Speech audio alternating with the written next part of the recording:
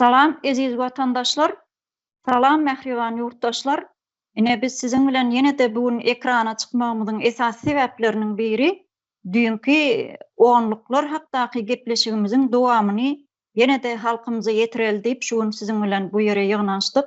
Hoş geldiňiz vatandaşlar hemmäňiz. Şu günkü gepleşigimizde esasy oňluklarymyzyň näme üçin biz oňluklarymyz hakda şolary gündeme çykaraly, şolar bilen bir ýakyn ara gatnaşykda bolaly diýip şu gün ýene-de sizin bilen ekrana çykmagyna biz wagt tapdyk vatandaşlar. Esasy oňluklarymyz bize ýurduň içinde hökmani suratda gerek diýen bir düşünje bar da. Şu oňluklar diýilende her kimde mysal üçin men özümde 10 sany ýurduň içinde tanışlarym bar bolsa, ýakyn arkadaşlarym, dostlarym, ýakynlarym şolar bilen habarlaşyp şu täze Türkmenistany, täze türkmen bir jumhuriýetine geçiş döwründäki esasy şolaryň ýerine ýetirmeli işleri barada biz gündelik şolar bilen ýakyn ara gatnaşykda bolmaly. Şoň üçin biz oňluklary hökmani suratda işe girizmeli, olar bize ýurduň içinde gerek diýen düşünjäni halkymyza ýetireli diýip şu gün ýene ýygnaşdyk sizin bilen vatandaşlar. Hoş geldiňiz ýene bir gezek. Sebäbi türkmen diýen bir neme? Türkmen diýen milleti şu günkü gün dünýä neme arenasyna seredip oturamyzda gaty bir izde galak türkmen hatda kartadanam ýok bolup gitmek ýagdaýynda dur diýip şunu biz kän aşağı çyzyp aýtdyk da vatandaşlarymyza ýetirdik.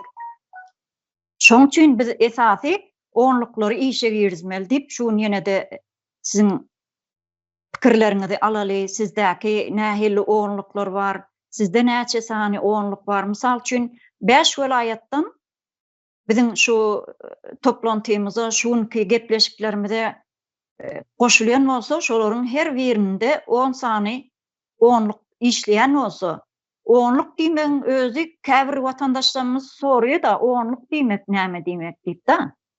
Şu oňluk diýmek biziň 10 sany arkadaşymyz, dostumyz, ýarymyz, ýakyn garyndaşlarymyz bolsun, tanışlarymyz bolsun, tanış bilişlerimiz şolaryň 10 sany bizde bar bolsa şoňa biz oňluk diýip at berdik da. Şoň üçin düşünmez ýaly bir nemes ýok.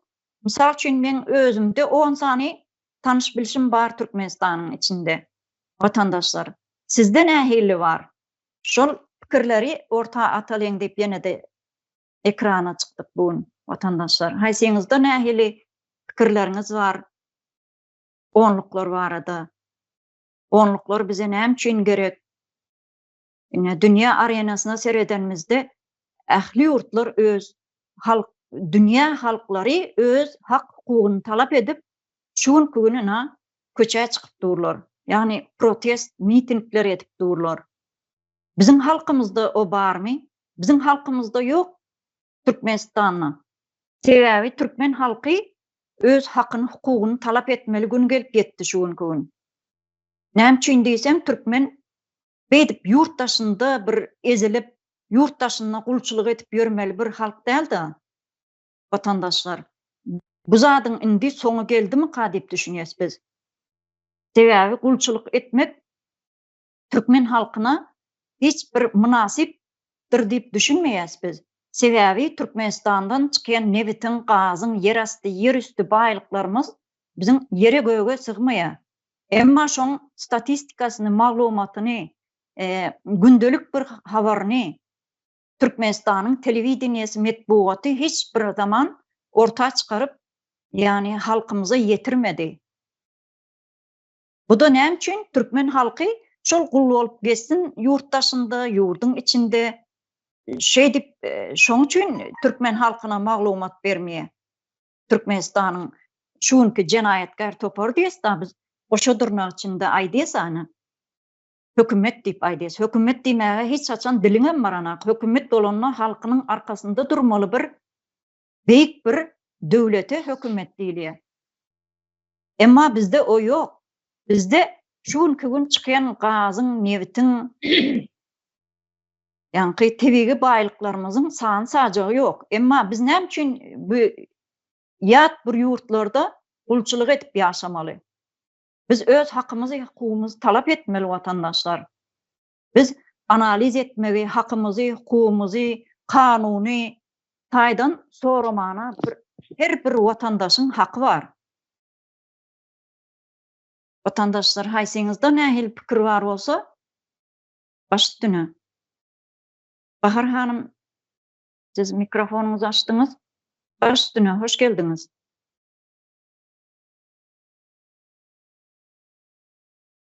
Mikrofonuňuz ýapyk.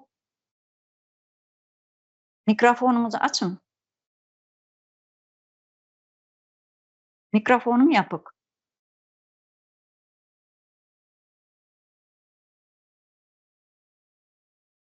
Bolýa. Amma interneti ýok, ýalňyşmasam Bahar hanymyň. Doğrudanam. Arslan hanım, Bahar hanımın mikrofonu açılýança men söz alayım. Başlan elimi kaldırmadım. Hoş geldiniz. Yok. Hoş buldum. Esenlikler, ildeşler, esenlikler, kardeşler. Şu onluklarımız gerek elbette, yani doğru belirlep geçtiniz. Yurdun içine, yurdun daşındaki bolup geçip oturan siyasatları uludur, kiçidir, hemmesini informasyonu berip durmalı. Çünkü olaram bir arintrof kalmak için, zat etmek için gerekli de. Şimdi şeyle bir zatlar var. Mesela mene yurdun içinde şu teze Türkmenistan'a koşan ya bir goldap yürüyen, şu ideyani yayradıp yürüyen adamların karındaşlarına ovasındadır, bilmedim şehirdedir, yankı altın caddeli mi bilmedim şolar şunyalı sözler bilen yayradıp yürürler de. Neyle sözler yayradılar? Onlar teröristlere koşuluptur, falana koşuluptur diyen korkuları yayradıp yürürler.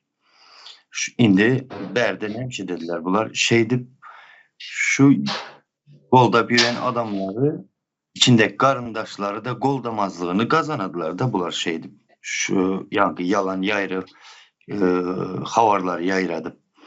Menem indi şu tayda ildeşlerimiz aydasım yaratan yeri şu yalanları kim yayradı yürüyen olsa şu adamları tanap koyun, bellep koyun adını, familyasını, neme sözler ayttı, o nemeler ulandı. Bular esasen köpçülük yerde şon yalı zatlar aydiyandır. Ullakan edu aydiyandır. Orsun tarafını goldap tutu aydiyandır. Orası bize hiç kaçan dost olmadı. Yine bizi sömürü geldiler. İçimizdeki yankı ezikleri başa getirip namussuzunu vezipe verip de şoları tanap koyun. O Bahar Hanım mikrofonunuz ama açıldı ödeyen. Buyurun. Sağ olun. Hoş bulduk. Salam yurttaşlarım. Biz oğluklar diyende yani Aycahan Hanım aydıp düşündük geçti. Aylık oğluklar nemeler oluyor. Biz mecburi bu oğlukları hem döretmeli hem oğluklarımızdan yine de oğlukları döretmeli. Köpelmeli. Bulmasa neme yağdaya geliyiz. Yine gayin başlığı vardır. Borcak devlet. $200 almadan sen egzaminden, şoförçülükten egzaminden geçtin. Sonra $200 vermesen şu kol çekmeyi. Onun bir kolu $200. Ya da sen maşininden bir bahane tapılsa da ne etsen et, sen doğru yolda olsan onun bir kolunun oluya diyen bir sözü $200. Yine bu halkı iyi otur. $200 tapmak ansak mı? Türkmenistan'ın içinde. Yine bizim bay devletimiz var diyendirler. Geldi de meclisin başlığı bir kız geldi şöyle. Yani gepler otur televizyonda. Deme bilen bir yerinin meclisin başkanı bilen sohbet geçirdiler. Gepler otur. Doğal gaz verecek diye. Yine beriye 1. nemeden geliyor 1. Mart'tan bize. Bunlar şadı horrumluk bilen beğenip aydiyalar sonra. Yani şu gazın pulundan peyda bar mı halka? Yine bizim hakkımız bir yerde gidip dur. Biz şunun için hakkımızı talep etmek için oğulluklar köpelmeye gerek. Oğulluklar her gaysi 10 sansını yığılsa 100 oluyor. 100 sanağım yığılsa bir topar oğulluklar oluyor. Şeydi bütün Türkmenistan oyanmalı, ayağa kalmalı. Hani oğullukların manisi şol. Yine borcak neme devlet yağlılara $200'dan hakkını iyidirmelden. Yine bazıda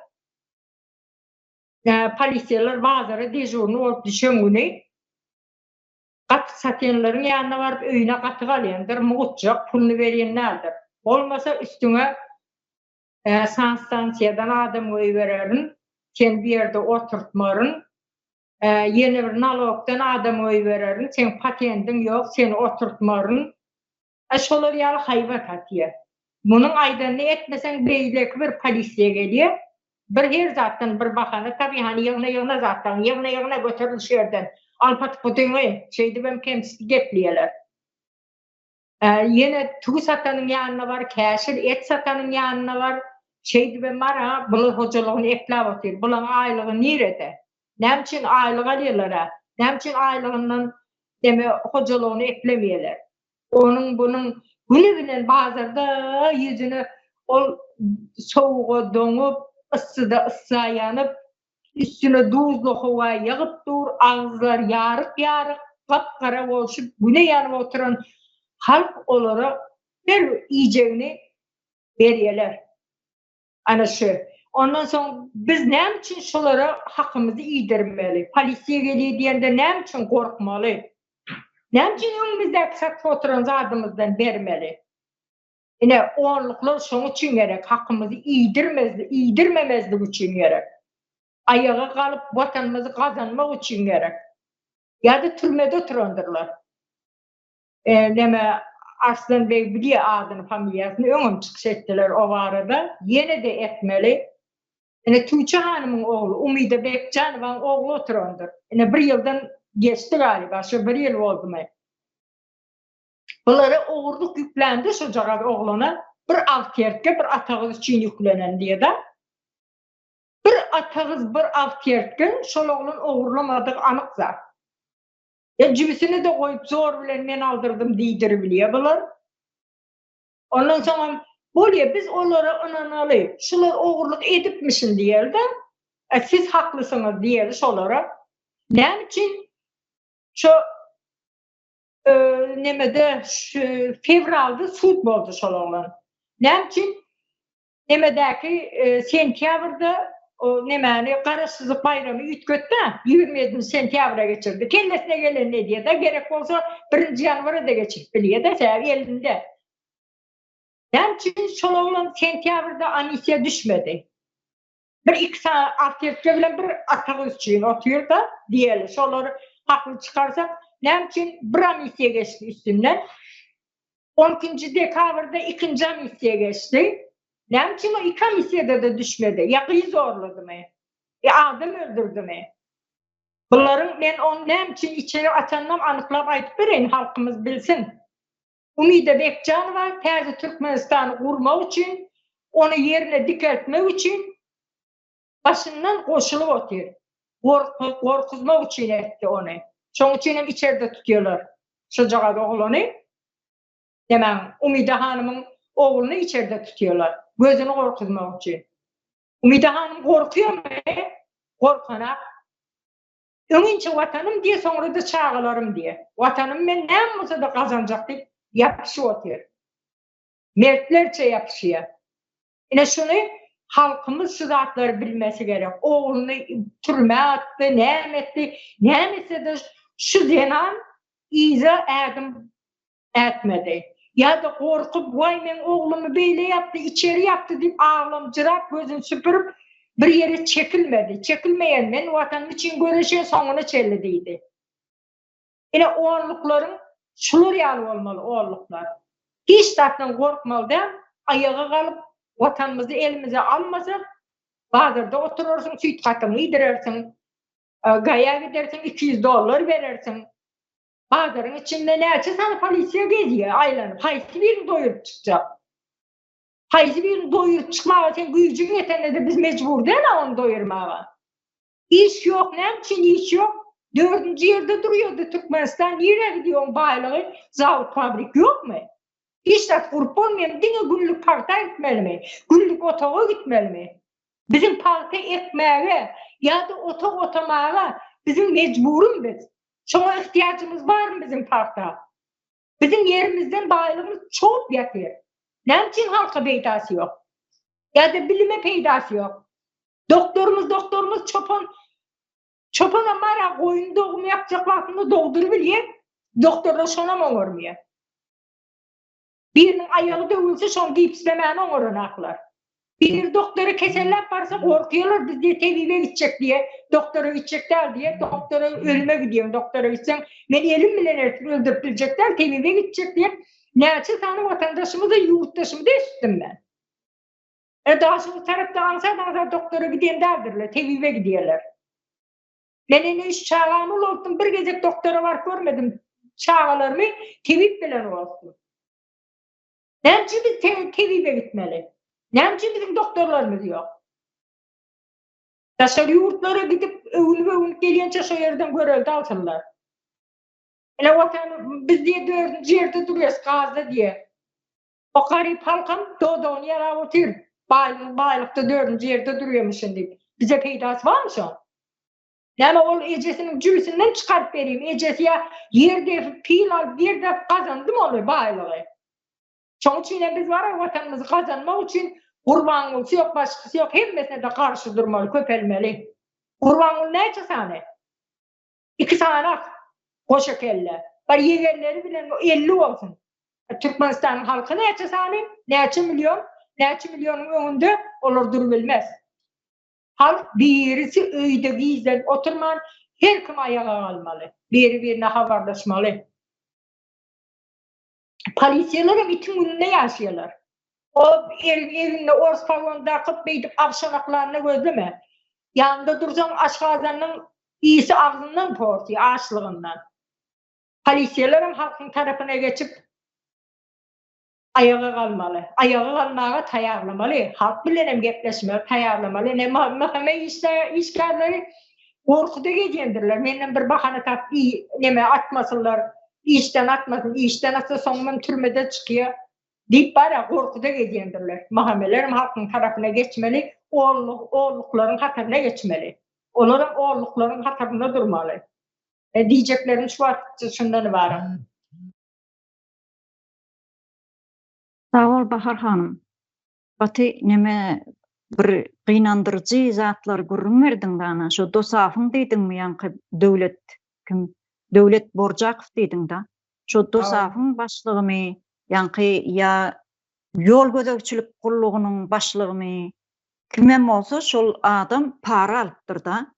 Şu watandaşdan para alyp şeýdip ýa-ni sürüjülük şahadatnamasyny şeýdip berýän eken. Şo zatlar saat bellek goýmaly. Erterin ha lüstrasadan geçip bilse geçsin şo döwlet Borjakow diýdiň.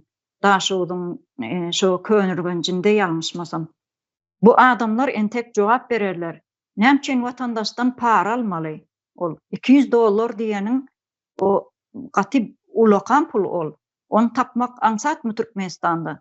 Türkmenistanda iş ýok, gıtçylyk, açlyk bir tarapdan. Ýene de halkymyz şo bir-birini ezip şeýdip ýyp ýok etjek da, şo duruma geldi, şo ýagdaýa gelip ýetdi ýa-ni Türkmen watandaşlarymyz Türkmenistanyň içinde. Haýsy bir guramany, haýsy bir sektory alsaň al, hemmesi çüýren. Sebäbi näme? Fundament ýok. Türkmenistanyň ýa-ni guruluşynda hiç ýyly fundament ýok der. Fundament ýok ýerden bir öý gursaň nähile kor? Yani sen bir öý gurjagam bolsaň, şoňa aşaňa fundament taýarlaýandyrsyň öňürtü. Emma bizde şo fundament bolmandygy üçin, ýani çüýrük bir rejim eden edip, kellesine gelen edip, bir-birini halkyny kösep, şeýdip ýok bolup gitmek ýagdaýyna gelip ýetdi da şuň gün Türkmen watandaşlary. Ýaşka ben size söz bereli. Başdyny. Hoş geldiňiz.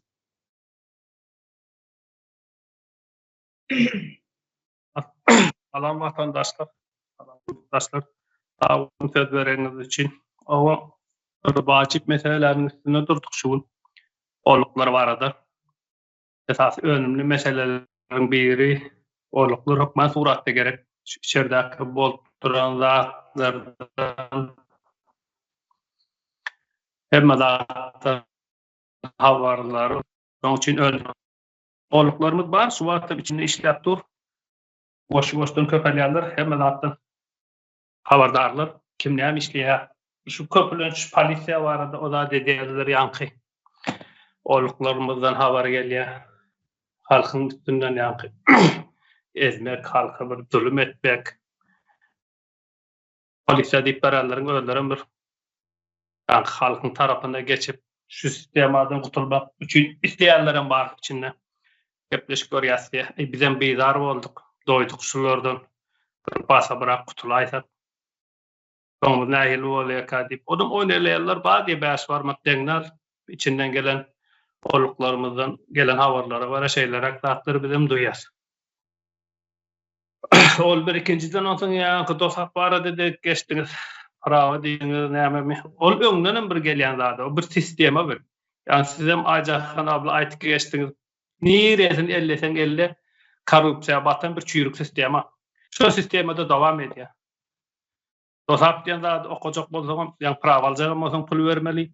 Bir ýere işe girjegem bolsaň pul bermeli, hemme zat pul, hemme zat korrupsiýa. Dol eýelen. Pulsuz hiç zat ýok diýen ýaly. İlkilkiler dostaba näme okuwa girjek diýip baran wagtlaryň senden sorýarlar. Näle öňe gatnap okajakmyň ýa? Öküdiň barmy, puluň barmy diýip onu açyk aýdýarlar o ýerde çekini oturan aklar. Aýon soň ýok, öz gatnap okajak diýsen näçe kategoriýa okajak bolsaň şoňa göre puluň dadyny töleýär.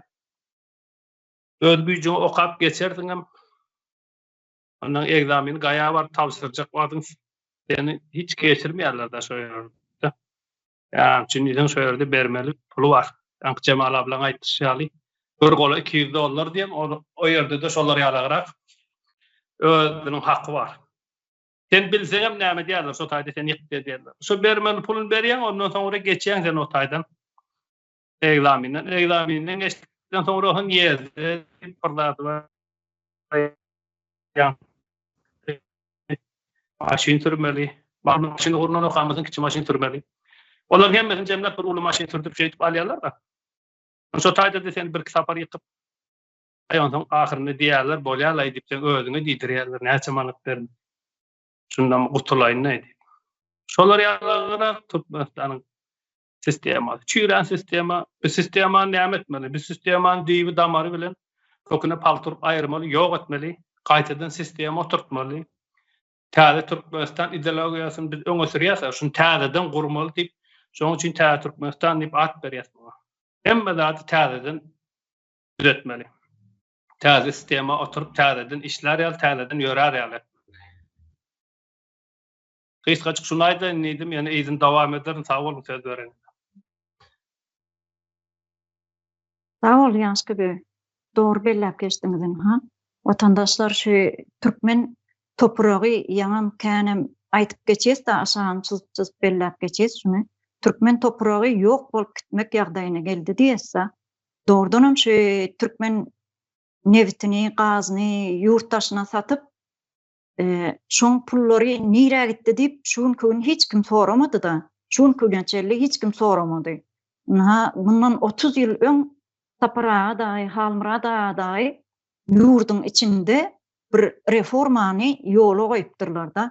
Hatda şonu 2-3 ýylyň dowamyna şol yer su reformasy, ykdysady reforma hemmesini 2-3 ýylyň dowamyna hatda şonu ornaşdyrypdyrlar. Näçe bir owalarda, şäherlerde şonu deňek görüpdyrlar da.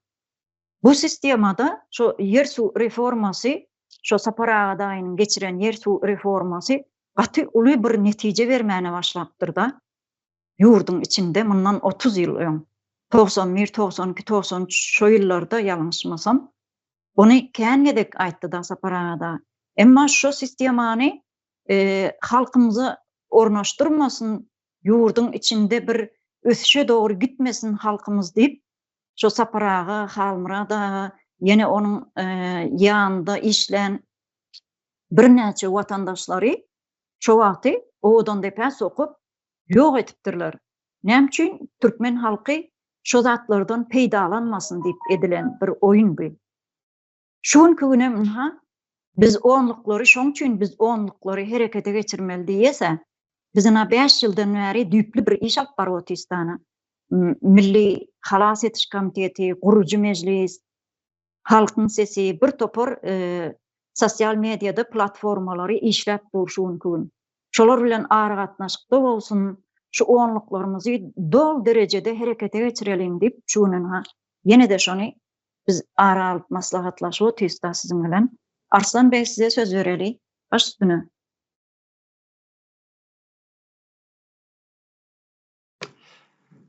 Sağ olun Ajagan hanım. Hova şu iň esasy bizim halkymyzy ýanky taýaklap duran şu polisiýalar da iň köprägi. Bulara öň ýaşlylar aýdyp geçdi. Ýanky gaz turbany gora otan adamlar da öz halkymyzda. Indi şu ildeşlerimize ýanky onluklara ýüzlenesim geleden yeri şu polisiýalardan hiç çekinmeyin. Sebep bular haçanda köplük bolan yerinde bular erkektirler ya bular şoňaly sesi batly çykýandyrlar. Yekelikde bir yerde görseňiz näile itin dümü götüne sokulayalı gezýär, eli şoňkaly adamlar bular. Çünki ýaşlygyňyzdan hem köpsini tanaýandyryňyz, näile adamdyklar, näile ezikdigini. Şularyň edýän işlerine syny salın. Şularyň sistemasyndan birisi çıkıp o Doğan'ın türmeye getirip bastıysa yanı bilen eçesine getirip basýandyrlar. Şonun ýaly sistemaya hyzmat edip beren adamlar. Ve şonun ýaly arsız, düşük adamlardır. Pikir edip görün. Şu sistemaya işe baran wagty enen atan getirip bastıysalar hem hut şeýle edip duran adamlar olar. Uçağa wagty eşdentimde muny. Gulamda galany. Şonun ýaly adamlardır şular. Sen ediň şolaryň näçe sansynyň Ayal Doğan'ı başyat yurtlarda ezilip yören hiç birisinden ses çıkan değildir. Diýmedi şolar bir gezek. Meniň elim bilen şular ezilip yörendi. Menem şularyň ezilmeyine goşant goş oturpan sistemaya diýip bir sapar aydan değildirler. Garaz iň bir düşük adamlar şulardan çekinmek gerek yok ildeşler. Hiç birisinde ýanky bir ağır namys diýen ýanky hissat yok bularda da. Ondan soň sesimizi çıkarman imsim otursak ýaxşy bolup gider.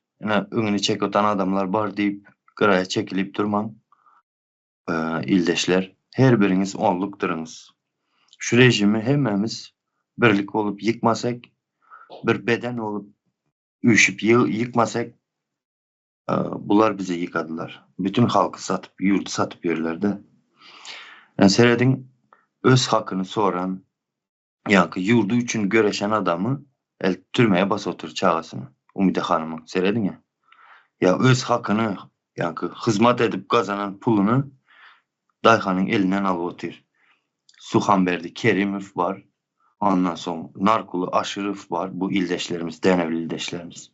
Şulara ýanky şalsyny elinden alany üçün bular hem şalsyny bermin dawa edeni üçün şulary 6 ýyl bir güne ýere. Meseledin hakkını sorayan üçün 6 ýyl türmeye basıptırlar. 253. statya diýip eşitdim. Gelen habarlara göre. Şo statyasy bilen türmeye basıptırlar. Seredin ya, Umide hanıma näçe ýyldyr ayal maşgala, zenan maşgala bolup yurdu üçün göreşip ýör. Gelip şunun oğlunu ýanky $10 atverka bilen atağızı üçün türmeye basıptırlar. Yurdumuzda näçe ýyldyrdyr 4-nji orunda duran gazımızı satyp oturlar ya oğurlady oturlar da garaz turbany gora. Milyardlarca pul var o taýda. Bulara oň ýaly ýyl kesilmeli bolsa asyrdan geçi gidedi ya bular. Eden oğurluklarına. Serdin $10 diýip onu hem özü oğurlamandır Umide hanımyň oğlu. Yanındaky oğurlayan bu zatlar pastafka bilýäňiz ildeşler. Bular hemşe padla hereketler bilen edýändir bu polisiýalar. Şoň ýaly tuzak düşürüp, tuzak kurup ýanky tuzagyna düşürüp $10 zat oğurladyň sen diýip başka birisinin oğurluğunu bunun boynuna koyup 3 yıl beripdirler. Okey, $10 3 yıl berýän bolsaňyz, sizin bu trilyonlarca yurdumuzu oğurladı otanıza neçe yıl kesmeli size? Ya bu sorayan, hakkını sorayan dayhanıların 6 yıl beripsiz. Bu zatların hemmesinin sanağı bolacaktır, sanalacaktır hemmesi. Hasabatı hem soralacaktır. Şonun üçün seredin onluklar, ildeşler şu bize bir zattan peyda bar olsa şonu bize yaman edip görkezyendirler. Bizi şondan uzaklaştırıyandırlar. Bu siyasat bunun yanına barma diyendirler. Meselem de garsı halka neme peydalı bir zat bar olsa şondan uzaklaştırıyandırlar. Şonun yalı şuların yankı oyunlarına, aldavlarına inanman, gaytam tersine hareket edin de. Bular hemşe bize govunu yaman edip görkezerdiler, ervet edip. Ervet zaten gov edip görkezerler. Şu priyomlarını özlerine ulanalım şuların. Hazırlıkça şunay deyin, sağ olun. Sağ ol Arslan Bey. Bahar Hanım başlayın, siz elinizi kaldırdınız. Şu internetin pes olursa elimi kaldırıp bilmeyen, yani görkez kaldırayım. Mektepte öğrenmeyek da. Şu neme bize yine haberler, sohbetleri, grubumuz var da, şunda yazıyorlar. Sana neme iş gerek? Şimdi neme Arslan Bey bilendir onu, olurum yazışıyor da şun bilen. Türkmenistan düzeltmeli zat diye. Gül yalçak yurdumuz var diye, vatanımız var, asuda asmanımız var diye. Sana neme iş gerek diye, beni iş tapıp vereyim sana deyip soruyor da. Ben Türkmenistan'ın içinde de bir ay gittim bana onu. Bir ayağla edipti, bizden bir 5 yaş oluyor. Ne mi işleyecek olsan iş yok mu? İşten kenzat yok dedim. Benim oturdum da o vaktinde çörek yapmağı dedim da ben Krasnovod'da işledim. Könlülünce de ne yılda bir yazık gelip gidiyorum. Ondan sonra da iş konusunda yeterli. Ne var bir yerlerde şalkıldak gezip ben işten köp zat yok dedi de onu sen bana iş tapıp ver dedim.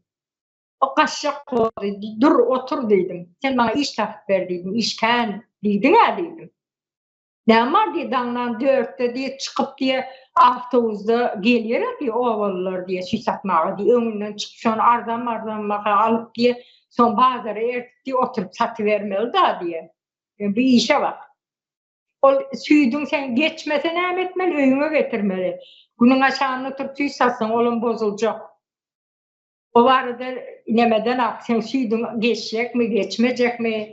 Bunu bilen oturup bir 10 manat ondan kazanacak mı, kazanmayacak mı? O sen ne yetmeli, iş çağın var. Ana şey kepleyenler var. İşken diye, yine tekstilini var diye. Yine $2,000 versen diye mi gepleşip vereyim diye. Öz hakkım var da. $2,000 için o tekstilinde ben ne çabuk işlemeli? 2 yıl mı? Ya bir yarım yıl mı? Ne iş tap verecek diyeni şu. Tank tip bir girdi. Şöyle deme, tank tip yazdır da adını tank kolusu giyindir de. Oğlum şöyle yağla. Asuda asmanımız var. Rusya güçlü. Rusya peygamber arkasında dur. Ay bu yazım bolmaçtı olup yazıp bir 3-4 tane bir gelip gidiyor arasında. Bizim dinimize dil yetirme. Allahu Ekber, elhamdülillah deyip geliyor. Şu ateşeli bizim Türkmenistan'ın içinde hiç hareket olmadığını ne Aycahan Hanım senin 5 vaktinde namaz okuyorsun da. Türkmenistan'ın içinde otururken özün şu Türkiye çıktın, işledin, elin kul tuttu. Sen müngecek namaz okanında özün hareket etmesen sana bir yerden çoğuyup pul çıkıyor nedir ha? Ya da giyce yatırken birden gözün açtın yanında pul duruyor nedir ha? Namaz okuyor şimdi. Namazım Allah'ın önünde borcundur, okuyorsun. Bilmeyen ne yiyeceğim dağılam, düşündür şeyle de. Yani sen özün hareket etmesen, sana bir yerde pul yok. Böyle hazır Türk'e verdin, 5 manadın arttı. Onda da ne edipler kazanıyorsun sen o pulu. Birinin şu pulu kazanmak için birinin ıngırdısını çekiyorsun. Oğlu izi geliyor, ona önünde dırdırap dursun. Bir nakar etsem bahane tapmasınlar, bir zaten bahane tapmasın. yerden turoyun da kahvaltısını tayarlayın bahara tapmasın deyip. Değil mi? Yani bu pul kazananın da özün şunu kazanayın deyip birinin minnetin çekin, gayrat edin kazanayım. Ya da sen 5 vakit namaz okuyorsun, sen o yerde otur, biz sana pul verelim diyen derdirler. Yani İslam'ımızı koruyoruz, İslam din, elhamdülillah din, neyme yine bir dağıtlar. Şuna men samsıkurlap giriyorlar da, görsen var özü şu, Allah ekber diye. Ve rahmetullah ve berekatı, elhamdülillah menem yatıttım ay. Ana şu dağıtları aydıp gelip, şu yerde şey edip oturanın anırtını izerlap görsen yarancındır şu. Türkmenistan'da komitetlerin itidir şolar. O yere varıp onu bir oğurluk attırıp görüyendir, pul kazanıya şeydir. Ana şu Allah cana döneyin, Huday cana döneyin. Neyme elhamdülillah yine bir dağıt diyiver de. Şu hükmen komitetlerin itidir şolar. Şolar şey etti, Allah can verdi diye. Allah can verene onu komitete yalakılık yap, komitet verdi. Şunu yalaklar, köp yarancanlar, halkın arasında şolar yalıklardı köp yürü diye. Öwliýaýlar ziyaret et, dilek et, şonu yazatlar bilen halkın kellesini bulaşdırıyor. Yani bizim halkımız bunu düşünmesi lazım. Sen Allah değil, Huday değil, Tanrı değil. Değil bilen, içinden bir inanç gelse değil, öwliýaýlar hiç ona karşı değil. Yani sen var oturun yerinde öwliýaýlar namaz okap, Allah Huday Tanrı deyip sen özünde hareket bolmasa Allah Tanrı el verdi, ayak verdi, beynin var, on kümüçen sağlam. Sen özün burada edeyin, kazanayın diýmesen Allah'ın o yerde günahı yok. Ola şonu düşünce bilen halk dine hiç daha koşulmasın, siyasete koşulma dine Allah can bunu bugün beyle yap, Allah can bunu beyle sen, Allah can sen öydüp oturur ya, Allah can sen kapında hizmetkarın değil. Bar şonu oturzun gelmem elim ayağımı okula, men arkamı okula deyipsen Allah sen hizmetkarın değil. Özün hareket edeceksin. Biz yine Türkiye'ye geldik. Allah'dan 148 gece yatıp tavalanıp dilesenem, sen özünde hareket olmasa Allah vermiyor. Bunun için var Allah'ın kellesini ağırtma, Allah'ını yad etme, Allah'ını özgünlüğüne koyun.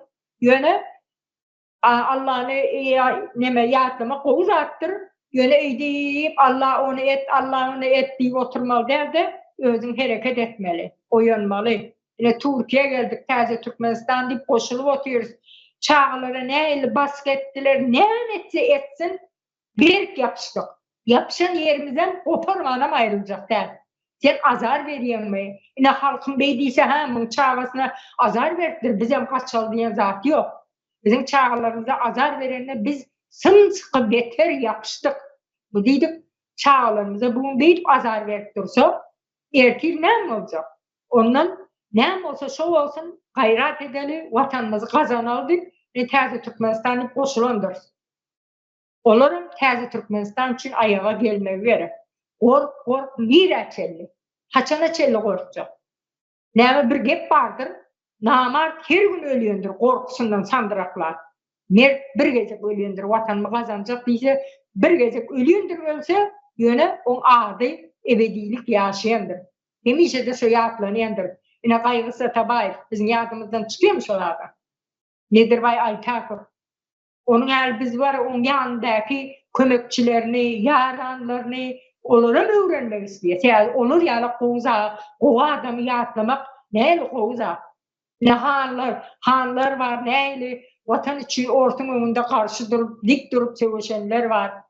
Yani onları, şolar yanak bonusumuz geliyor, şoları adi itiyor mu? Yani Cüneyt Han'ın ne çarkı aylanan, artık çoğuluk, yuğuluk, neçeler dolanan şolardan yöne şun hiç adi itiyenlerdir. Oturun yerine herkes arzu ediyendirler. Neme dedi, Levat'ta da bolup geçen Şonyalı hanlar, Aşkıbat'ta da bolup geçen, Balkan'da da bolup geçen, Mar'da da bolup geçen, şoların hiç adi itiyenlerdir. Alparslan diye neme Sultan Hançer mi, neme var ya, şonu hiç adi itiyemez, şonu vermeyecek ol, şonun Türkler akitecek oluyor şonu da yurduna. Yöne ol bizimki deyip el marlar neme diye. O bizim şoň höwese gitmese o ýerde kalsın ýadygarlyk o bizim aňyrymyz. Ne şoň ýaly boljak ol at ýitiren, at ady itsin at ýitiren bolma. Yöne Allah can hüdaýjan, yöne Allah can hüdaýjan, Allah can hiç adam etip bermeýär. Bizim şu ýere gelenden soň ýapyşdyk, gaýrat etdik. Häzir Türkmenistan gurulmasyna bizim ayağa kaldık. Şoň üçin bolup otýar bu zatlar.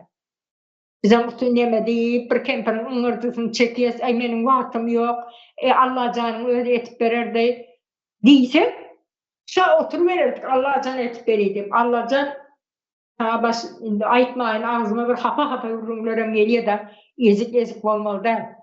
Erkeklerimiz hem ayağının arkasında bokulup her wagtda bir gözü bilen beýdip jyklap gaçyp durmaly derdi. Ayal zenanlaryň öňünde durmaly, galkan bolup öňünde durup çykmaly. İzinem zenanlarımız alıp götürmeli. Çeýip watanymyzy kazanmaly. Tamam. Sağ ol Bahar hanım, doğru zatlar aýtdyňyna. Şu anancam Allah anansam hem anan diýdi. Anancam her kim şahsy bir ol her kimiň öz bir duýgusy da ananmak duýgusy. Ananmak bilen hiç näpýöni. Yani yaşka el kaldırdı da yönü yaşkadan öngene de yerini alan her gece öňe arsın beňe öňüne elinden alýetdim soňundan neme başla sorarına diýin. Neme? Ene şu köndürmüşde neme bardyr? Kim baray adyny Ringo Köz çaýhana dip bardyr. Hajana da ýakyndyr. Bu tarapy Komsomol köçüp, bu tarap şkolny köçüdür. Öňünden hem Geňeş köçe geçendir.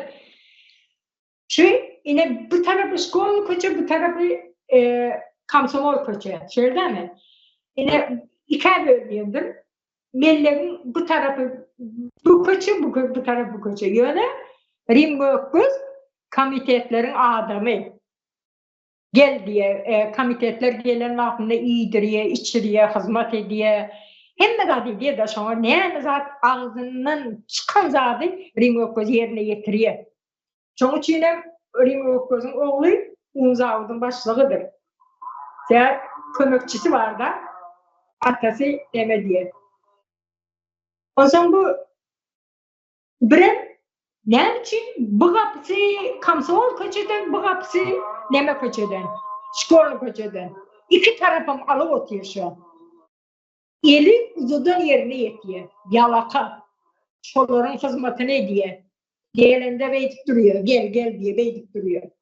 Şoň üçin şolar ýaly ezik, men 2 mellek aljak diýip, olar ýaly ezik bolup ýalvarmaly däl.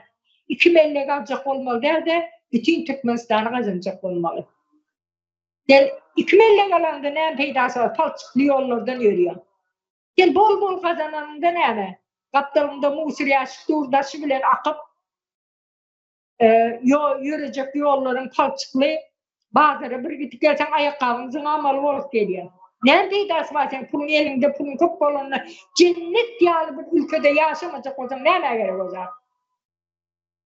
Şoň üçin watanymyzy gazanjak bolmaly. Şulara aýtyp geçdim, azanam aýtdy. Sağ ol Bahar hanım. Ýaşka we size söz bereli, elinizi galdyrypdyňız. Sağ olun. Şeýle bir soraglar gelýär da şu Türkmenistan diýäsiňiz. Türkmenistan nireden gurduňyz? O haçan gurýaňyz? Şol ýurtdaşlaryma hem watandaşlaryma ýüzlenesim gelýär. Watandaşlar ýurtdaşlaryny gurduk. Hesem habarymyz işläp dur. Milli Halat Etiş Komitetimiz işläp dur. Ayal gyýlar guramasy işläp dur. Tağı kanaly işläp dur. Umide Bekjanowaň. Ni ýurduň içinde oğluklarymyz hem işläp dur. Ýöne bir zat bar şu ýerde watandaşlar sizden haýyş, şunu gurulan şu sistemany siz aňyrlygyny ýuwaş alyp gitmeňiz gerek. Galan zat halk size bagly. Biz gurmasyny gurduk, şonu aýdan diýdim halka. Şunu bir düşündireýin diýdim şu şekilde, ýani bir sadarak dil hökmünde. Ýöne halkym muny bir zat bilmeli watandaşlar halkym kabul edip ýuwaş-ýuwaşlygyny aňyrlygyny gidip başlady. Ýurduň içinden gowy habarlar gelip başlady. Oğluklarımız işläp dur, oğluklarımız köpelip başlady. Ni yavaş Täze Türkmenistanyň miwesini görüp başladyk. Şunu aýdaýyn diýdim. Şu zatlar guruldy. Yurtdaşlar şonu dogry düşünün. Polislerden korkup görmeň. Bu Türkmenistan polisleri kim bilýärmisiňiz? Onlardan bir gysgaçyk aýtyp beren ölçünje. Bir ezik özün oňorman ýöreler, şu şolar ýalaklar polis bolýar. Muny näme üçin aýtdyň diýsen, bir misal getirip beren. Biriniň oğlu gulluga gitdi. 3 günden ejesi izinden gelýär. Vay oğlum gullukda. Vay oğlum urdulamka. Vay men invalid edip aljak. Vay öýümdäki hemme satmalarymı satjak. Öýüm satmalamazam satjak, mal garamy satmalamazam satjak, oğlum gullugyny ýapdyrjak. O menem diýen, o beýdimi? Aýal dogan geleje. Bizem gulluk etdik, istat bolady ýok. Ay bolýak ýapyň ysgasy olanda oturmaýyn bir 6 aýalarak şeýle enese gatnadym. Ondan soňra enesem gelmesem hoýda satam goýdy. Soňra bir nämeden de bir dogry geldi. O gullukdan gelipdir, polisde işe giripdir. Eýinde de serjant pagon balagyna sykman köçüdýärler. Şolar ýalaklar bolýar bu polis. Edikler ýankyny bärkirä gedip aýsam gullukda bolarlar.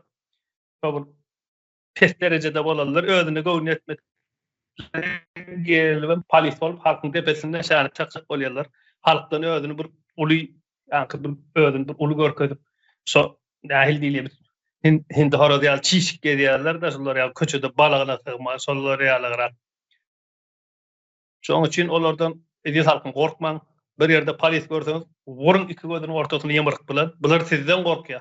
Aýny gorkuwan başladylar. Näme üçin diýsen, içinde oğluklarymyz herekete başlady. Täze Türkmenistan guruldy. Muny halkyň kabul edip aňyrlygyny alyp gitjegini bilýärler. Indi polisler bizden gorkýandyrlar. Ýurtdaşlar. Şunu bir aňyrlygyna ýene bara güýçlendirmeli de şu Täze Türkmenistan ideologiýasyny halkyň öz kabul edip aňyrlygyny alyp gitmek üçin. Gysgaçyk şunu aýdan diýdim, sag bolun söz bereňiz. Sağ ol ýaşky. Doğrudan hem şu polis diýdiň bäne, polisler bir ezik, bir düşünjesiz, terbiýesiz ana gullukdan gelipdir de gönç ony polis ýerine oturtupdyr. Oğlun polis etipdir da. Onuň näme görnäçe para bilen, pul bilen geçirendir o ýere. Düşünjesi ýok, terbiýesiz. Arslan bey, size söz bereli başystyna. Sağ olun. Hakikaten hem ezik olanlar, özümüzün hem tanaýanlarymız bar. Meselem, ýa-ki esker wagty ezik, hakikaten hem ezik ağlap burnuny soktasyna akyp biren olanlar. Bir seretsek, ýa-ki Çerjewiň vilayet gaýsynda serjantsy, ulu serjant zwanýasy bilen gaýşnik bolup ýör. Ondan biýan agsyň açylar bilen boluşlaryna. Gaz iň bir eziklerimizi polisiýa etdiler. Sebep olarda ýa-ki bir ýigrenç döredip bildi de şu sistema öz halkyna. Olaram soň ýa-ki näme bolsa da adamda bir hili bir tebii instinkt var. Aralış. Şu ýa-ki halktan aralan boladylar da. Ya asly sebäbine serede otursaň şulary şu gorap duran sistemasy etdi şulary. Şoňaly ezik, ruhsuz, düşük bir öz iline, yurduna yamanlyk edip bilýän bir normal adam etmedi de bu işi. Şoňaly eziklerimizden toplap bizim başımıza koydular da polisinden hem mehemesi hem ondan ýokarky wezipeleri hemmesi hem şoňaly ezikler. Niyaz fasir ediňe bağışlanlar berlin. Lolanyň çağasy ekende şonu prezident etdiler. Eğer halkyň özü döwletini guran bolsalar, şonuň ýaly adamlary başa goýarmy? Pikir ediyorum. Asla goýmazdylar. Ondan soň ýanky biz düň ýigitler bilen düýndelde bir küýüm boldu. Ýaňyşmasam bir gepleşik etdik. Halal zähmet adam satma diýip. Ama şu gepleşýän dinlemediğinizler bar bolsa dinlep görün. Şu taýdamken bir näme ýerlerine aýdylyp geçildi kardeşlerimiz ýa-ki ýigitler. Ondan soňra benim bir zat bellep geçmek isleyen şu garyndaşlaryňyza sizi erwet edip görkezde oturandyrlar. Siyasata goşulypdyr, ay barma, onuň ýanyna barma, hawarlaşma diýip. Şu serediň şolar oýundur. Ýanky şolary näçe hawarla edip bilseňiz, şu häzirki rejimin alda yolları bardy. Şolardan çıkmasına, şolaryň dogry düşünmesine itergi beredi. Şoň üçin şolar bilen habarlaşyp durun. Onluklary köpeltirip. Şolaryň özü garyndaşlarymyzyň özü onluk. Fikirleri görün, her birimizin enemiz tarapdan ham alsaň, atamyz tarapdan alsagam 4-5 doganlydyrlar. Her birisinde hem şonça çağası vardır. Bizim her birimizin özümüz bir 50-100 adama golay. Şeydip köpelişip yurdumuzu kazanmalıdırız biz illeşle. Yoksam seredin hakkını sorayın hem türmeye eltip bas otur. Yurdunu korap, yurdunu östürecek olan hem eltip türmeye bas oturlar. Şimdi siz özünüzü ölçep görün akıl terazinizde. Haysı doğru? Yurdunu korap, yurdunu östürmek mi doğru? Ya yurdunu satmak mı doğru? İldeşler. Hazırlıkçı şunu aydeyin dedim. Sağ olunlar. Sağ ol Arslan Bey. Doğru. Bahar Hanım başüstüne elinizi kaldırdınız. Ben şu Könürgünç'teki polisiyalara yüzlenecekti. Könürgünç'teki polisiyelerin adı yerden Pedimutko olyandır. Bazıra gitmeli mi? Eceni plan edeyin diye. Polisiyen adı tutulmuyor da sana ediliyor sen bugün bazıra gideceksin diye. Bazardan diye bir günahkar nemetmeli birinin üstüne töhmet atmalı, bırdat etmeli de var. O zaman onu tutup polisiye getirmeli, ol bir topor pul vermeli, yalvarmalı, ne şey pul kazanmalı.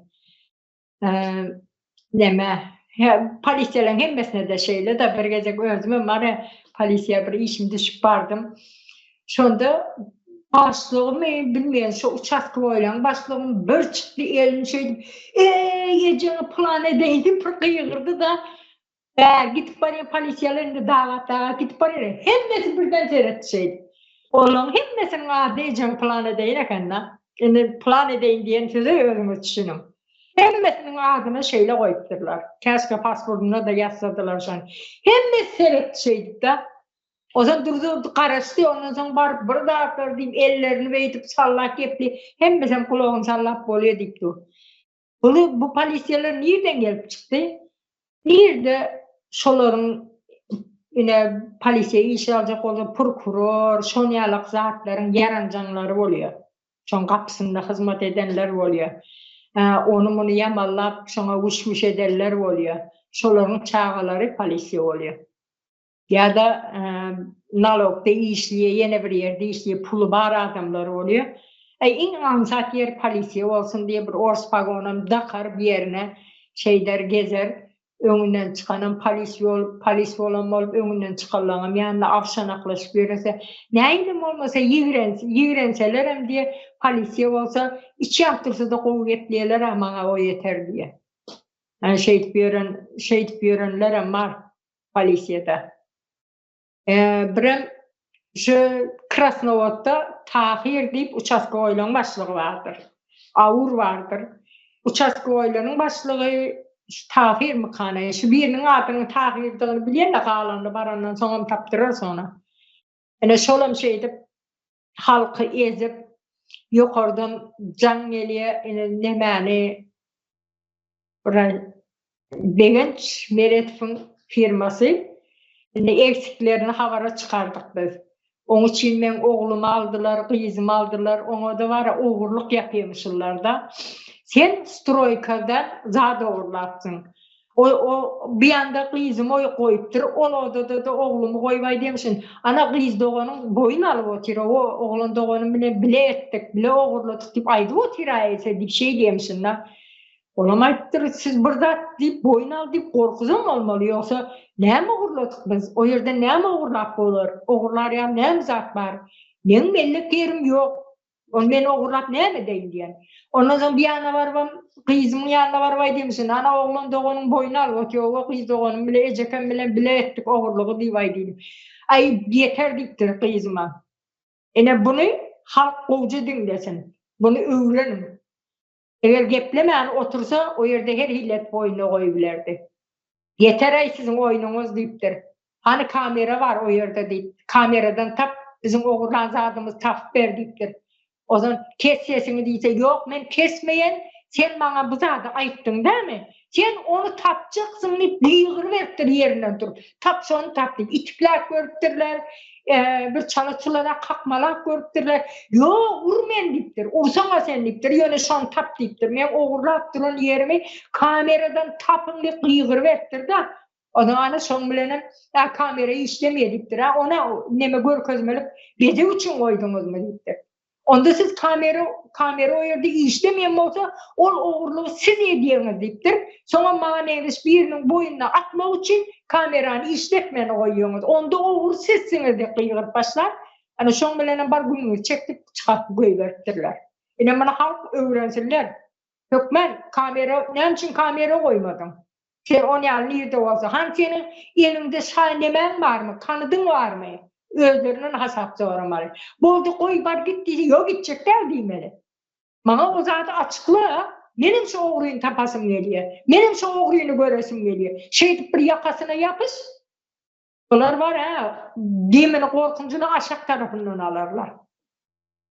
Ene şeýdip adam güýçlenmeli. O polisi ogurluk yaptı diýip türmäge diýip, bu beýle yaptı diýip türmäge diýip, goşuň rim gökgöz o mellek ýerini elinden alýar. Yalakılık yapıyor, yarancılık ediyor. En ulu oğru kim? Konsulluklar, polisi işgärleri, Daşary işler ministri. Nämçin Merdan Meretov ve Muhammedov alıp gittiler şu yerden. Oğurluk değil mi? Elinde dokumenti yok, bileti yok. Nämçin pasportu yok, adamı şu yerden samolyotdan nemettiler, geçirdiler. Registrasyada yok, hiç ili. İle oğru, en ulu oğursu, tutan yerine günahkarlayacak olsa Merdan Muhammedov oğurladığımız çıkarıp bize görköz diýmeli. Ol bize gerek diýmeli. Merdan Muhammedov täze Türkmenistan'ı kurdu. Biz şonu gorumaly, şonu oğurlan adamlar kim? Taňa bir zat diýip oğurlajak olsa Merdan Muhammedov oğurladığımız şonu tapın diýbermeli. Bu biz var ya köplenmeli, onluklar, yüzlükler, minlikler, milyonluk olmalı, ýöne vatanymyzy gazanmaly. Azap edip bir çağacık, Merdan Muhammedov. O näçe milyonlarça adam etip bilmedik işini etdi. Täze Türkmenistan'ı kurdu, diňe şo ýerini dikertmeli. Şoň üçin hem ayagy var, vatanymyzy gazanmaly, gorkmaly. O näme diýip orsun saldaty geljek, ýene birde orsun saldaty iş adam etmek, halk ayaga galamasına olar, girbäge dilşik tapmazlar. Çıkan deşik hem dar olar. Halk oyanmalı, daşuğunun erkekleri. Size hasap yüzlenyen. Götdinjekler öýüň törüne kapyny bir kapsa ayagyna bar gözle kim geldi diýip bukulyp ýatmaly derdi. Ayagyň jenarlaryň öňünde durup siz kalkan bolup çykmaly, gazanmaly watanymyzy. Oğurluklar köpelmeli. Aýja hananyň başyndan hem düşündirip aýtyp geçdim. Bir adam 10 adam toplamaly, 10 adam 10-ondan bölünip 100 adam, ondan soň 1000 bolsun, milyon bolsun watanymyzy gazanjak bolmaly. Edip bukulyp söneme aşağımızı iskap yapmalı der ikeplenip. Zahart bolup. Sağ olun. Sağ ol Bahar hanım. Sağ ol pikirlerin üçin. Arslan Bey size söz vereli. Kiskatacak şu polisiyalara aydasım yelatan yeri şu tay var. Şu en soňky bir şansınızdır. Näme şansınız halkımızdan ötünç sorap bağışlama gazanmalarınızın en soňky pursaty şudur. Şundan başka şans yoktur size de. Halktan ötünç soramaya ve halkın önünde de yüzünüz utanman gezmene, çağalarınızın hem önünde diliniz kıssa bolmazlığına. Çünkü öz çağalarınızın hem öz garyndaşlarınızın daş döreňizdeki dahi yene kim garyndaşlarınızın hemmesinin bedbahtçılığına son vermeňize täze Türkmenistan en soňky şansınızdır. Hem munyaly şanslar hemşe bir 10 ýyllykda bolup oturmydy. Bir imperiyalar ýykylyp oturan döwründe munyaly şansınızı sıptırmaň, yüzünüz utanmazlığı üçin. Şunu goşaýyn dedim, soň söze sağ olun. Sağ olun vatandaşlar, sağ ol Arslan Bey, doğru zatlar bellep geçdiňizde. Şu onluklar bize näme üçin gerek? Şo Yankı Bahar Hanımam sizden bellap geçdiniz da Yankıyalı aktivist zat dip bana habarlar söhbetlerine girip onu yazdı, bunu yazdı diye otursun bana. Asuda asman var, iş diysen iş var, yiyecek diysen hemmedat bol elin etip görködüp şo provokasiya etjek bolýan Yankıyalı aktivist, boktivist diýerler dana.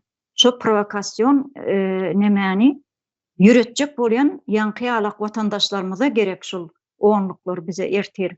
Näme üçin diýsen türkmen topragy elimizden gidip barýan watandaşlar. Biz indi şol Yankı bellap geçişimiz ýaly şo türkmeniň ýerasty ýerüstü tebigi baýlyklarynyň nire näme üçin çykarylypdyr, nire satılıpdyr, haýsy ýere ýatyrym ýapylypdyr. Mysal üçin bilime ýa-da saglyga ýatyrym ýapylan bolsa biz beýdip ýurdun daşyna kösenip gulçylyk etip ýörmeli bir halk däl-de, millet däl. Eger bizine bilime ýatyrym ýapylýan bolsa şunkugün hiç bilime hiç bir zaman ýatyrym ýapylmady. Bilim ýok Türkmenistanda, ýere degdi bilim. Şoň üçin biz şo zatlaryň hasabatyny soramaly günümiz gelip ýetdi watandaşlar. Şoň üçin bize oňluklar hukmany suratda gerek. Näme üçin diýsen biz her gün bu bir ufak tefek diýdana türkler oňluk uşak meseleleri ortağa alyp biz size ýetirip oturmaly däl-de zatlara özümüz düşünmeli, özümüz analiz etmeli, özümüz eleştirmeli, öwrenmeli. Ýani hasap soramany öwrenmeli. Şol polis barmy, mahkamasy, hukukçysy, başga prokuraturasy özüni hukukçy diýip şol jenayetkar topuryň aýaklary bolup hyzmat edýän ýanky şo hukukçylardan boşadyrnak içindäki kanun, kada kanun ýok ýerde şolara jenayetkarlara hyzmat edip duran şol hukukçylardan biz hasap soramaly. Ýa-da ýanka meňdeş provokasiýa etjek bolýan şol aktivist diýdik, boktivist diýdik şolardan biz hasap soramaly. Şoň üçin jenayetkar topordan hasap soramaly. Näme üçin diýsen, saglyga ýatyrym ýapylan bolsa bizde, biz ýurtdaşyna gidip bir saglygyny görkezmek üçin, özüniň saglygyny dikeltmek üçin ýurtdaşlarymyz köplenjine Türkiýe ýa Hindistan ýa şo meňdeş ýurtlara bir saglyk üçin gidýär da bir topor pul töler. Şo zatlar bolmazdy ýurtdaşlar. Biz hem öz toprağımıza eýe çykmaly. Bahar Hanım gepleşigimiziň gaty soňuna ýakynlaşyberdik ýalňyşmasam. Gysga çykdyňyz bastyna. Näme Daşowda asistit bir firma bardy. Daşowdyň häkimligini salyp ýördi. Niýazbym şo wagtlary näme diýdi geldi.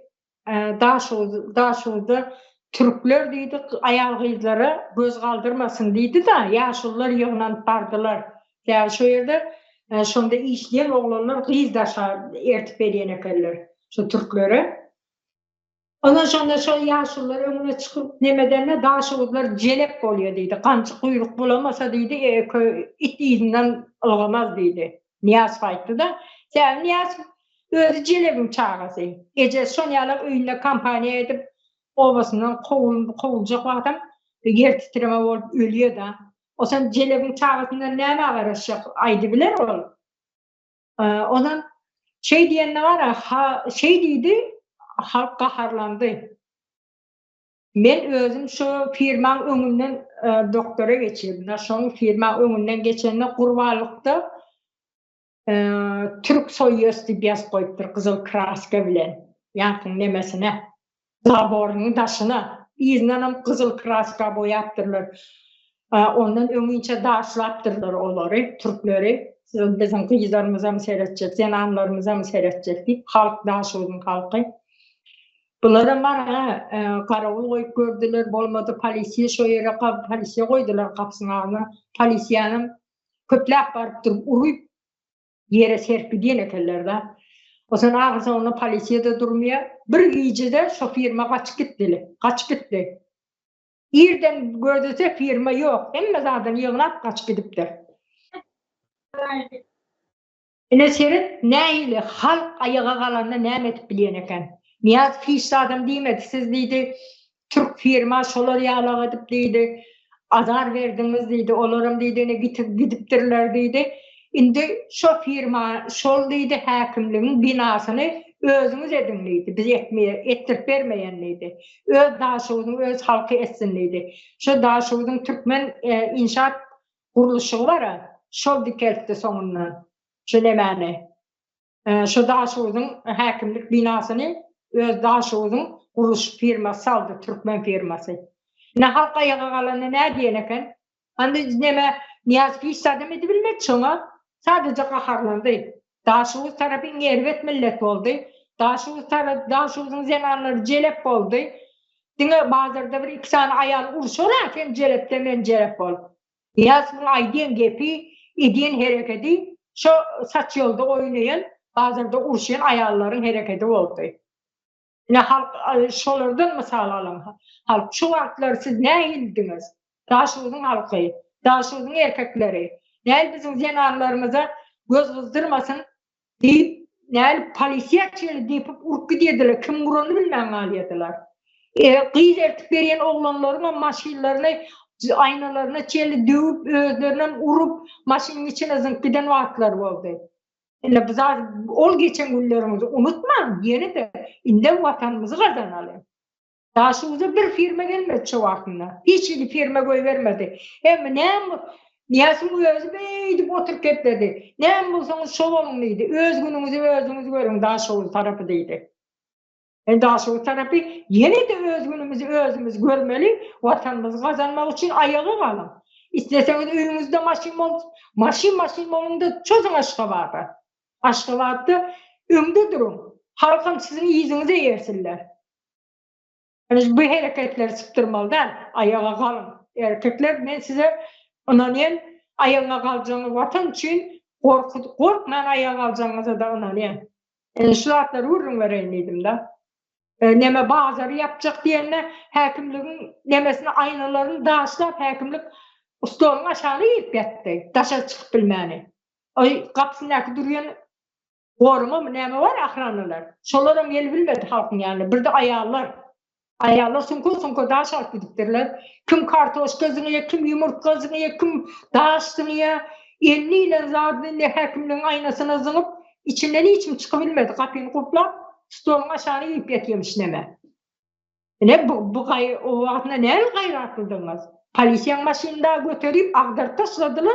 O ağır maşinleri oluyor ya neme? 69 yemin diye polisiyeler diyor. Şondan şeyle ağdırıp taşladılar. Gören eklep suratı düşürüp gülüyordular şu vakti. Ağdarın maşinem ağdar polyon ekendi. Bu hareketlerini sıktırma. Vatan çiğnem ayağa kalın. Maşinleri ağdarın, otlan, hakimlikleri dağışlan.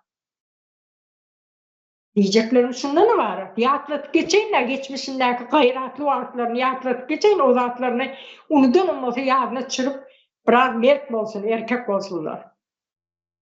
Sağ ol. Sağ ol Bahar hanım, doğru naşa mert durup edip bildirler şu tahtları. Demek edip bilecek halkımız. Edip bilecek, durup bilecek, hakkını, hukukunu torap bilecek ekenler. Sağ olsunlar. Yani edem şoların bardığı. Şu yere Ayşegül hanımam koşuldu. Ayşegül hanım hoş geldiniz. Koşacağınız, ayıracağınız olsa biz şu oğanlıklar hatta yurdumuzun içinde ayağa kalsın deyip şoları kıralşı oturduk da Ayşegül hanım mikrofonu duymayan olsa bolmasa vatandaşlar koşacağımız ayıracağımız yok. Şu yerde ne cemle versevem olacak da şu yine bir bellap geçecek zadım. Biz indi yurdun daşında kulçuluk edip yaşamalı halk değil vatandaşlar. Yine de şunu yatladılı, aşağın çizip aydalı vatandaşlanmalı. Ya da Rusya gidip işlemeli, ya Türkiye gidip işlemeli, ya başka bir yurda gidip işlemeli. Millet değil biz. Sebebi bizim yurdumuzun tebiği baylıkları yere göğe sığanak. Yakın şu Özbekistan'ın bizden has yukarıda da ösüştü. Ösüşüne seredende, şu ehli taraflayın ösüşüne seredende Özbekistan'ın bizden has yukarıda ulu ösüşlere taraf gidip oturan bir devlet ödü. Esas olurdan internet en yukarı derecede işlep dur. Bizde internet yok. internet yok bir yurtda hiç ýyly iş bolmagy mümkin däl da. İş edilýär diýip aýtyp biljek däl biz internet yok bir yurtda. Ähli zat internetiň üstü bilen alınıp barlýar da, amalaşyrlýar. Emma Türkmenistanda şunkun internet yok.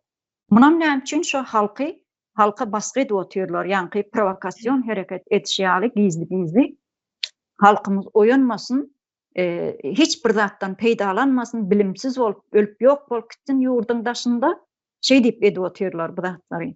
Indi şu oňluklarymyz hem şoňa düşünmesi gerek. Ýaşky bir sizem elinizi galdyrdyňız, başdyna goşsaňyz barmy? Näme tutay? Ahyrana gelen bolsa. Olar halkymyzdan meni düşündi. Şonaýda nidim, içindäki oğluklar bilen işläp ötýär, halkymyzdan aýaklanjak. Az galdy bularynky. Bular var girmäne deşik tapmadylar. Şoň üçin şu wagtdan sağa sola urulyp görälleri.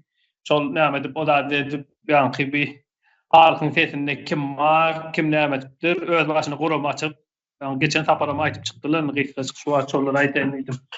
Şoň üçin bularym bilýän gitjeni, bularyň möhleti dolup geçdimini az galdy bularynky. Şu wagt aranyp durdy.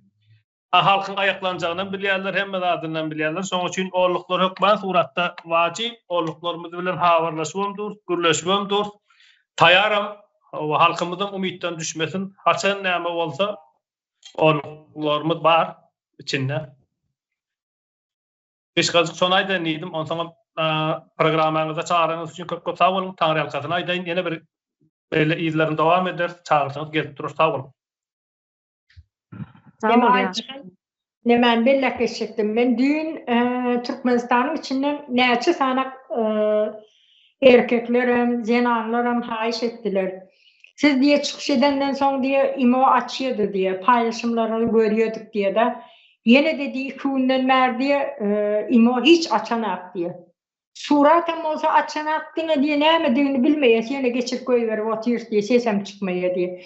Şu arada yine bir çıkış etseniz diye, imo da açılsa diye paylaşımları görüp tanışıp oluyor terzattan diye de. Indi korkuncuna internet diye de bir imo, halkın girip görüyönü bir imo, olam kısıp otyr. Ya bunlar var ya, öldüler de ağlayıcısı yok. Utanıyorum ya, şu an var ya, Türkiye'de imo çekenak, imo açmıyor, imo donuyor, Türkmenistan'la gepleşip bilemek diye, Allah diyorlar. O ne ya diye, bizde var mı internet diye, çekeyim mi diye, yok burada var da diye, Türkmenistan'da açmıyor diye, gen görüyor, sizin diye devletiniz neyli bir devlet diye.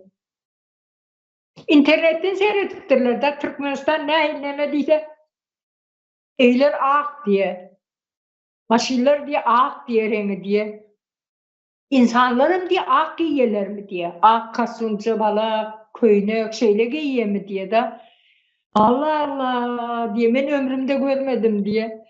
Oğuzhan diye böyle diyorduk diye, Oğuzhan'ın bir kemçiliği var, ayarlarının diye hep de kellesine çuval giydiriyor diye. Ya Türkmenistanlarda bu neme var diye. Bakın şu an içerisinde nerede yaşadın o devletle, gitme diye. Gitmeye, o yerlere gitmeye var diye. Bay devleti, baylığı başını iyisin diye bir şey diyorlar da. Seret neyle yiğrendirdi özünü, üstünden güldürüyor da. Yine bugüne yorum yazım şu neme, TRT vardı, çıkış edip dururlar. Türkmenistan'dan geliptirler, Yağçal'dan köküyalip, hep bir yılpın ediyor. Ulu iş bitirttir onu yani. Çoğu kuvveti ben yorum yazın Türkçe. Türkçeler yazın, Türkmençeler yazın.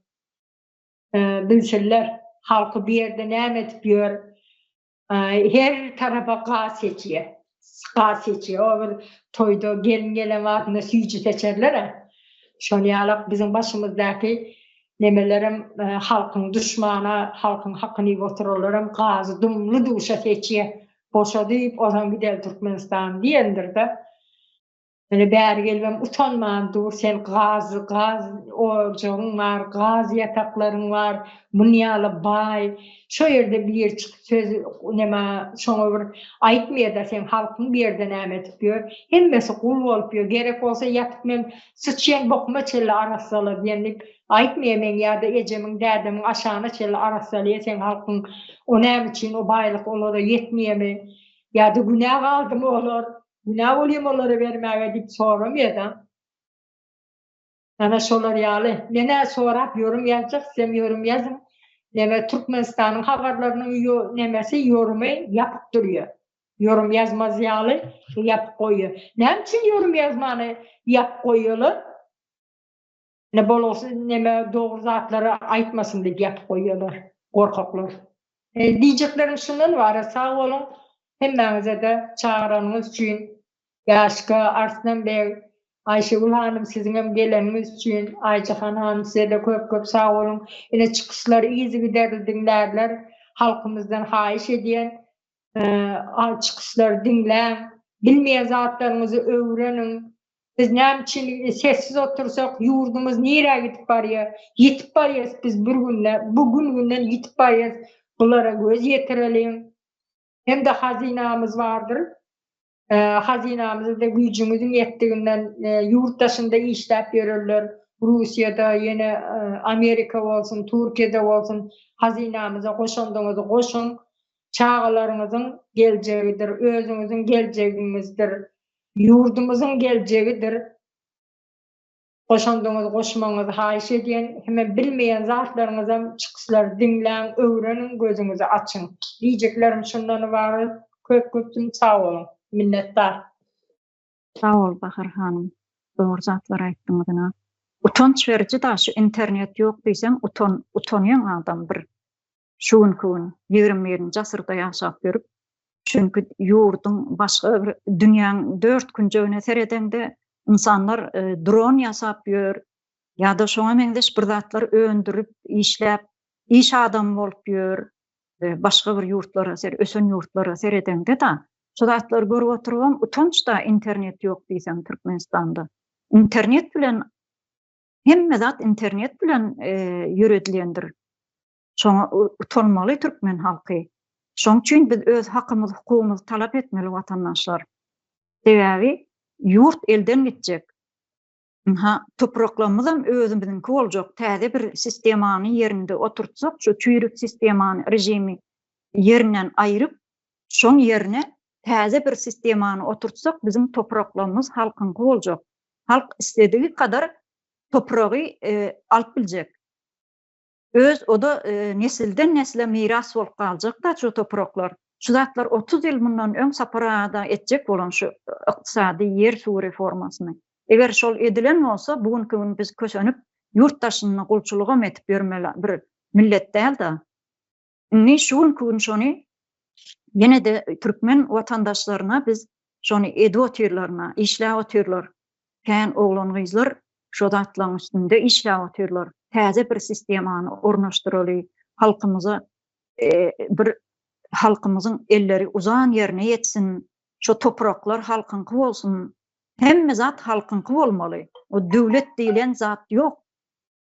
Eýle bir düşünje bolmaly däl. İnternet asla ýok diýen düşünje gelmäň watandaşlar. Bu zatlaryň höttesinden gelmeli biz. Dik durup öz hakymyzy, hukukymyzy sorasak, hemme zat gül ýerinde oturtuljak. Şu ýerde Arslan Bey ýene de goşjak mısın? Baş üstüne. Hava goşup geçin de bir aklımda var vakti. Şu polisiyalar siz şu gezek şansı sıptırıp tez Türkmenistan'a koşmasanız da mesela gelecekte Talibanları sizin başınıza koyadılar. Siz hem Talibanların bokuna rastlayanız, mehemeşlik siz hem şolara hizmet ediyeniz. Şunu unutman. O niyaz enesi celeven uruyuna düşmeyin. Başaya şoları koydular. Siz hem şolara hizmet ettikçe şoların uruyuna düşesiz. Enesi celeven uruyuna düşmeyin. Sağ olun.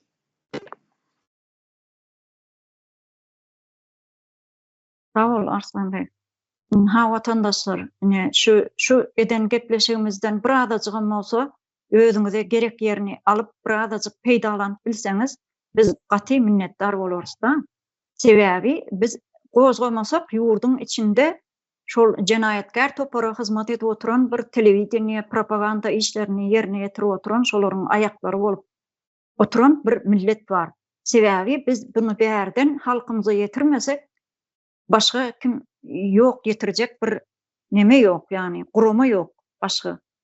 Şoň üçin watandaşlar biziň bilen hukman ýakyn ara gatnaşykda bolun, bize yorumlarda ýazyň, gepleşiklerimizi gysgaçygan bolsa bölüp ýanky aýdyp otursan, şu imoda paýlaşyp otursan, imonam ýene gysan bolsa, ýene şolaryň bizden gorkup oturanyň bir görnüşi bolar.